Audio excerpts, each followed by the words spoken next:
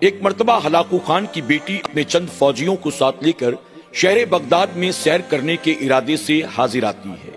ابھی وہ بغداد کی گلیوں سے بازاروں سے گزر رہی تھی کہ اسے ایک مقام پر مسلمانوں کی بھیڑ نظر آتی ہے۔ جب اس نے بھیڑ کو دیکھا تو اپنے ایک فوجی کو بلا کر کہنے لگی، جا وہاں پر جا کر دیکھ اور آ کر بتا آخر معاملہ کیا ہے، وہاں پر اتنی تعداد میں لوگ کیوں موجود ہیں۔ اس کا حکم سنتے ہی وہ سپاہی بھاگتا ہوا اس جگہ پر جاتا ہے۔ وہ کچھ دیر تک وہاں سارے معاملات کو دیکھتا رہا، سنتا رہا، سمجھتا رہا، پھر پلٹ کر ہلاکو خان کی بیٹی کے پاس آ کر کہتا ہے، بادشاہ زادی، دراصل بات یہ ہے کہ وہاں پر ایک مسلمانوں کے عالم موجود ہیں جنہیں مجمع نے گھیر رکھا ہے۔ وہ ان کے سامنے دین کی باتیں کر رہی ہیں اور پھر لوگ ان سے جو سوالات کرتے ہیں وہ ان کے سوالوں کا جواب دیتے ہیں۔ اس پر ہلاکو خان کی بیٹی کہتی ہے کہ ایک کام کرو، تم جاؤ اور جا کر اس عالم کو میرے پاس بلا کر لاؤ۔ اب چند فوجی جاتے ہیں اور جا کر اس عالم دین سے کہتے ہیں، ہماری بادشاہ زادی نے یعنی ہلاکو خان کی بیٹی نے آپ کو یاد کیا ہے، آپ چلیں ہمارے ساتھ۔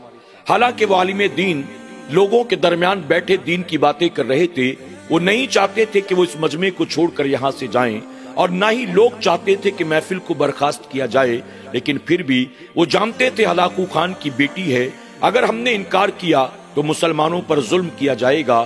وہ ہلاکو خان کی بیٹی کے پاس آتے ہیں اور آ کر کہتے ہیں، بادشاہ زادی بتاؤ مجھے کیوں یاد کیا گیا۔ اس پر ہلاکو خان کی بیٹی کہتی ہے کہ مجھے تعجب ہے دیکھ کر کہ تم اپنے آپ کو مسلمان کہتے ہو لیکن تم لوگوں کا اللہ پر ایمان نہیں ہے۔ اس پر وہ عالم دین کہنے لگے، لا حول ولا قوت الا باللہ، تم سے یہ کس نے کہا ہمارا اللہ پر ایمان نہیں ہے؟ ارے اللہ پر ایمان ہی کی وجہ سے تو ہم مسلمان کہلاتے ہیں، پھر آخر اللہ پر ایمان نہ ہو جس کا، وہ مسلمان کیسا؟ اس پر ہلاکو خان کی بیٹی کہنے لگی، اگر تمہارا اللہ پر ایمان ہے تو مجھے لگتا ہے کہ تمہارا اللہ کے اختیارات پر، اللہ کی قدرت پر ایمان نہیں ہے۔ آپ نے دوبارہ کہا، لا حول ولا قوت الا باللہ، اللہ پر ایمان لانے کا مطلب یہی ہے، ہم اللہ کو خالق مانتے ہیں، مالک مانتے ہیں، قادر مانتے ہیں، اس کے اختیارات کو مانتے ہیں۔ آخر کون سا مسلمان ہے جو اللہ کی قدرت کا اور اس کے اختیارات کا انکار کر سکے؟ اس پر ہلاکو خان کی بیٹی مسکرا کر کہتی ہے، جب تمہارا اللہ پر ایمان ہے، اللہ کی قدرت پر ایمان ہے، تو تمہیں یہ ماننا پڑے گا کہ اللہ تعالیٰ تم لوگوں کے مقابلے ہمیں زیادہ پسند کرتا ہے، ہم سے محبت کرتا ہے۔ اس پر عالم دین نے کہا، بلا وہ کیسے، یہ بات آپ نے کیسے کہی؟ اس پر ہلاکو خان کی بیٹی کہنے لگی، اللہ تعالیٰ اگر ہم سے زیادہ محبت نہ کرتا تو تم پر اللہ ہمیں مسلط کیوں کرتا؟ اللہ نے تم کو کمزور بنایا ہے اور ہمیں اللہ نے طاقت دی ہے، تم رعایا میں ہو، ہم بادشاہ ہیں، تو اس کا مطلب یہ ہے کہ اللہ تمہارے مقابلے ہمیں زیادہ پسند کرتا ہے، ہم سے زیادہ محبت کرتا ہے۔ اس پر وہ عالم دین کہتے ہیں، ہلاکو خان کی بیٹی اگر تو میری بات کا برا نہ مان تو میرے ایک سوال کا جواب دے۔ اس نے کہا، بتائیے کیا سوال ہے؟ آپ فرماتے ہیں، تو نے کبھی کسی چرواہے کو دیکھا ہے جو بکریوں کا ریوڑ لے کر، بھیڑوں کو ساتھ لے کر جنگلوں کی طرف جاتا ہے انہیں چرانے کے لیے؟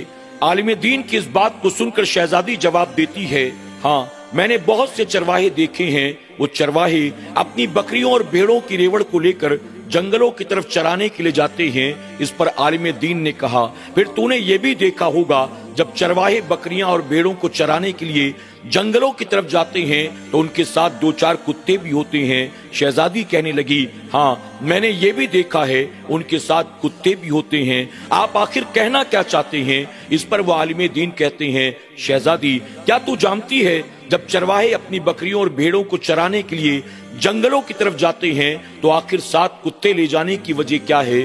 اس پر شہزادی کہتی ہے، میں اس کی وجہ بھی جانتی ہوں، جب بکریاں یا بھیڑیں ریوڑ سے بدک جاتی ہیں، دائیں بائیں بھاگتی ہیں یا مالک کے کنٹرول سے باہر ہو جاتی ہیں تو اس وقت چرواہا اپنے کتوں کو ان بکریوں کی طرف دوڑا دیتا ہے اور پھر وہ کتے ان بکریوں کو گھیر کر دوبارہ پھر اسی چرواہے کے پاس لے آتے ہیں، بھیڑ بکری کے ریوڑ کی طرف لے آتے ہیں۔ عالم دین نے کہا، شہزادی آپ نے بالکل صحیح کہا، ایک چرواہا اپنے ساتھ اگر چند کتوں کو رکھتا ہے تو رکھنے کی وجہ صرف یہی ہے کہ جب اس کی بکریاں یا اس کی بھیڑیں جب ریوڑ سے بدک جائیں، یہاں وہاں بھاگنا شروع کر دیں اور چرواہے کے کنٹرول سے باہر ہو جائیں تو وہ ان پر اپنے کتے مسلط کر دیتا ہے اور پھر کتے دوبارہ ان بکریوں کو بھیڑوں کو گھیر کر چرواہے کے پاس لے آتے ہیں، دوبارہ لا کر ریوڑ میں شامل کر دیتے ہیں۔ اس پر عالم دین کہتے ہیں شہزادی اب آپ مجھے یہ بتائیں اس چرواہے کے نزدیک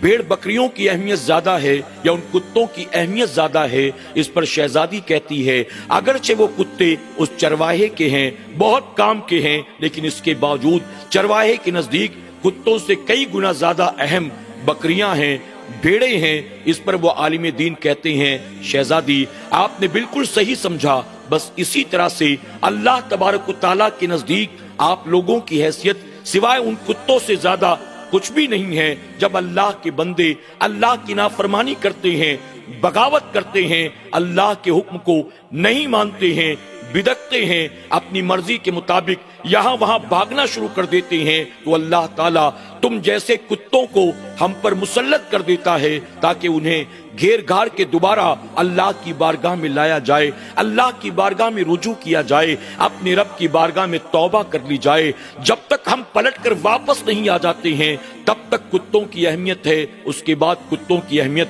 ختم ہو جائے گی۔ اللہ اکبر۔ ہلاکو خان کی بیٹی نے جب یہ سنا وہ حیران رہ جاتی ہے۔